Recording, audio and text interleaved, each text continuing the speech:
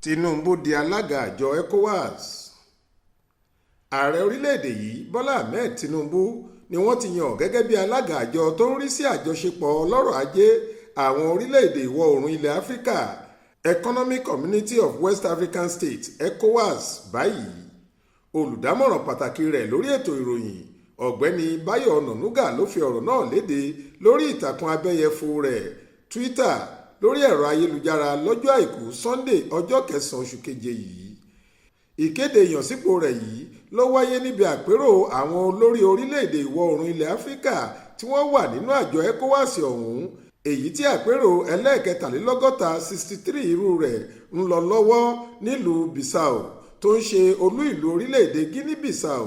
Níbẹ̀ ni wọ́n ti kéde ìyànsípò Tinubu lọ́jọ́ Sunday ọjọ́ 9 oṣù keje ọdún 2023 yìí.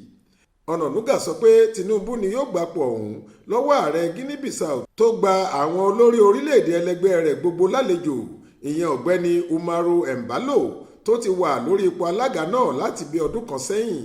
Nígbà tí Bọ́lá Ahmed Tinubu fúnra rẹ̀ yóò máa sọ̀rọ̀ lórí ìyànsípò rẹ̀ yìí, ó ní mo dúpẹ́ pé ẹ nígbàgbọ́ nínú mi, wọ́n sì rí i pé a ṣiṣẹ́ lórí ìjọba àwa ara wa nílẹ̀ adúláwọ̀ torí ohun tó ṣe pàtàkì gidi ni. Bẹ́ẹ̀ ni a tún gbọ́dọ̀ ṣiṣẹ́ lórí ìdàgbàsókè fún ètò ọrọ̀ ajé àti ọ̀rọ̀ òṣèlú ilẹ̀ Áfíríkà lápapọ̀. Jamiu Àbáyọ̀mí ló ṣàkójọ ìròyìn yìí fún iléeṣẹ́ tẹlifíṣàn Aláròye online. Faith Adébọ́lá ló kà á sétí ìgbọ́ yín.